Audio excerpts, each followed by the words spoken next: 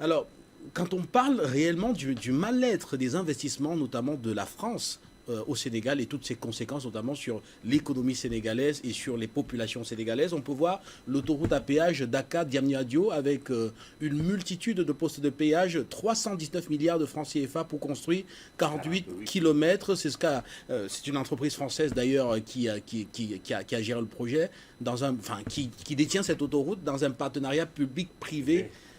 Dans un PPP, donc un partenariat public-privé de 30 ans, c'est-à-dire que cette entreprise va exploiter cette autoroute pendant 30 ans en collectant l'argent des Sénégalais chaque jour pendant 30 ans et avant de retrocéder cette route à l'État du Sénégal.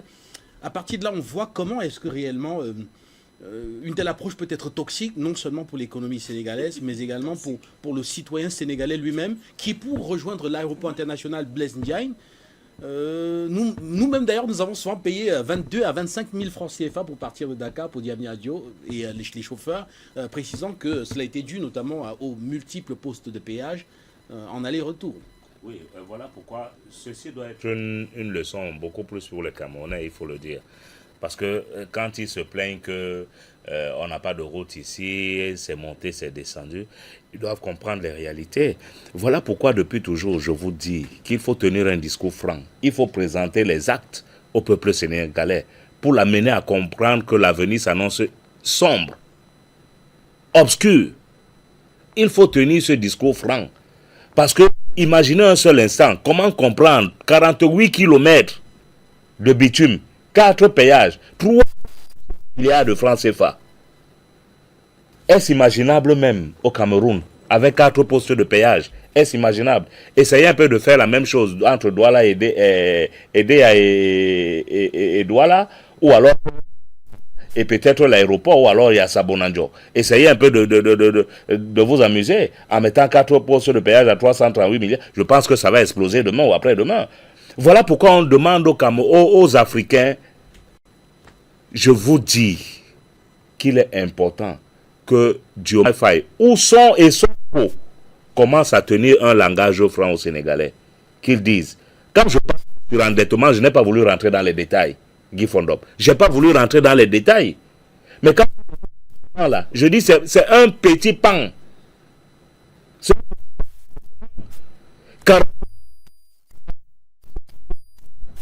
Mais c'est un petit pan. Je dis, le Sénégal. Mais je dis, non, elle n'est même pas, elle est marbrée. Elle n'est même pas carrelée, elle est marbrée, maître. Elle n'est même pas carrelée, elle est marbrée. Mais je dis, dans un partenariat PPP, partenariat public-privé, mais attention, c'est la catastrophe. Le Sénégal est surendetté et il est impossible pour Diomaye Faye de s'en sortir sans aller faire des coubettes à la France. C'est impossible, c'est même inimaginable. Ça, c'est un petit pan. Le Sénégal a été parmi les premiers pays à signer les accords APE. Le Sénégal a été l'un des premiers pays en Afrique à l'avoir signé. Imaginez un peu tout ce qu'il y a là-bas, tout ce qui est déversé au Sénégal. Dans le cadre des accords APE, accords de partenariat économique. Essayez d'imaginer ce qui est servi aux Sénégalais. Tout ce qui est pourri en Europe est déversé au Sénégal. Les nationales sont au Sénégal dans le cadre de l'agroalimentaire. Mais attention, ils vont faire comment? Vont-ils créer un autre Sénégal aujourd'hui? Ça va être très difficile. Et il va falloir que le peuple décide de les accompagner. Parce que si le peuple ne les accompagne pas, ils ne feront rien. Aucun. Parce que c'est verrouillé. Le aujourd'hui a proposé un nouveau plan. Il est obligé de présenter un nouveau plan. Et regarde des vices à l'intérieur. Est-ce que ça vont permettre aux Sénégalais d'avoir une vie paisible? C'est impossible. C'est continuer à endetter le Sénégal. Continuer encore dans le même processus à renier tous les accords. Soutenir le gouvernement, amener le peuple à manifester pour renier et bannir tous les accords qui ont été fixés. Voilà, c'est la sorte Mais s'il faut fonctionner tel qu'un État fonctionne normalement, en respectant les accords, le Sénégal est parti pour des décennies et des décennies de misère. Ça, c'est vrai. Et une autre interrogation, Maître Janvier Momo, une autre interrogation, est-ce que réellement le président Diomaye Faye n'a pas eu un caillou dans sa chaussure déjà dès le départ quand il prenait le pouvoir? Parce que on va se rappeler que certes il y a eu une alliance avec Ousmane Sonko qui l'a d'ailleurs présenté comme étant le candidat du PASTEF, mais il y a aussi eu une rencontre très inattendue avec Maître Abdoulaye Wade. Et là, pour certains, c'est là où les libéraux sont entrés en jeu et donc le tiennent d'un côté. Et aujourd'hui, on aurait à la tête du Sénégal un président qui a été élu en même temps par des libéraux et par des nationalistes. Alors, dans ce cas, quelle politique mener? Je pense qu'il faut éviter la politique de l'équilibrisme, c'est-à-dire servir à gauche et servir à droite. Le président Diomaye Faye est un président bien élu par les Sénégalais. C'est le président des Sénégalais. Un point, un trait, c'est-à-dire les Sénégalais de tous bords. Aujourd'hui, même ceux qui n'ont pas voté Diomaye Faye sont des Sénégalais gérés, dont le président est Diomaye Faye. Je pense que il faut plutôt prendre l'affaire dans notre sens. Monsieur Fondop, le nouveau piège de l'Afrique, c'est l'endettement. Dans des années à venir, on ne parlera plus de colonisation, on ne parlera plus d'esclavage et tout et tout. Ça se fera en termes d'histoire. On parle de l'endettement. Parce que on tient l'ADN de tous les États africains. Ce que nous voyons au Sénégal se passe en Côte d'Ivoire, au Cameroun, partout ailleurs. C'est-à-dire, à un moment donné, nous vivons dans une sphère où des projets sont surfacturés. Et vous ne comprenez pas pourquoi les projets sont surfacturés. Et les projets gérés par des multinationales étrangères sont payés à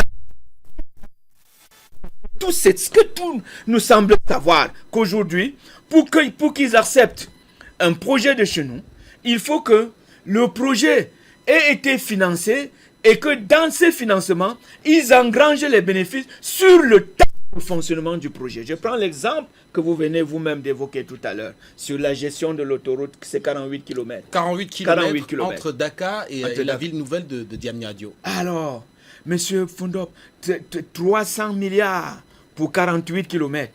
Même si la route a 100 mètres d'épaisseur, sur les 48 km, je ne pense pas qu'on puisse dépenser 300 milliards de bitume.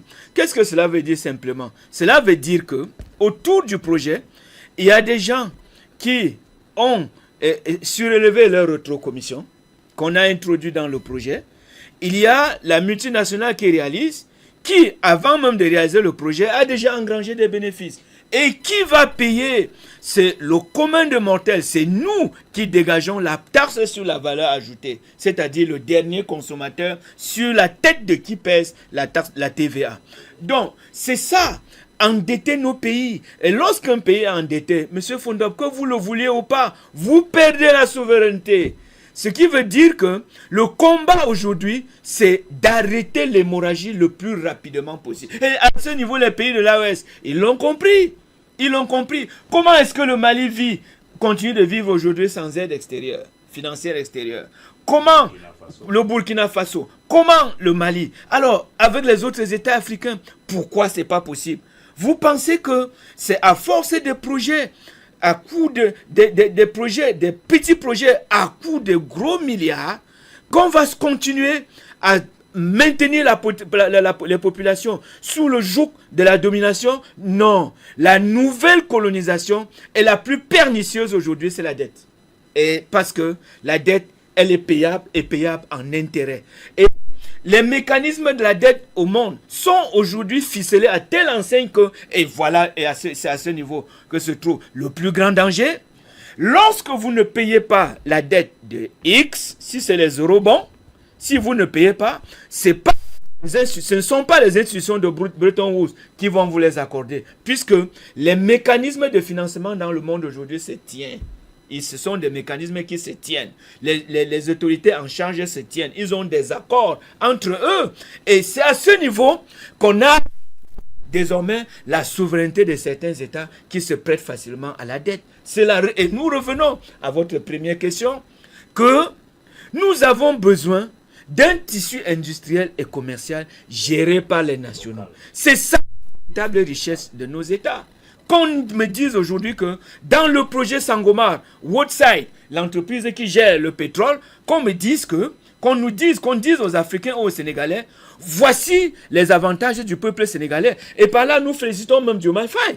Pourquoi? Parce que quand le président Diomaye arrive, les réserves annoncées, M. Fondop, ils sont revenus à la hausse par rapport aux réserves annoncées, par rapport aux barils exploités par jour. Vous savez, comme c'est des gisements offshore, très souvent, quand le pétrole sort, nous ne sommes pas là. Nous ne connaissons pas la quantité. C'est eux qui déclarent. Nous ne sommes pas là où on déclare. On ne sait pas ce que cela advient.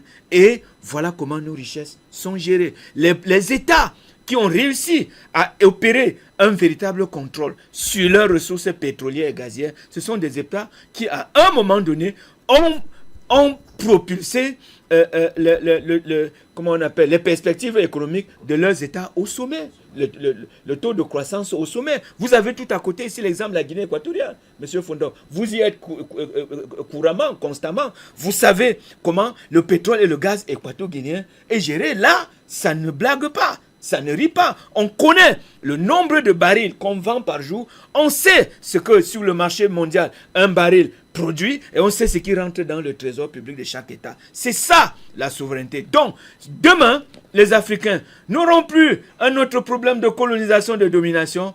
On aura le problème de la dette, de l'endettement. Et c'est à ce niveau qu'une fois de plus, l'Afrique risque de plonger au fond des océans. Inassé, vous êtes là, je vous vois à travers l'écran actuellement, vous êtes là, est-ce que vous nous recevez ?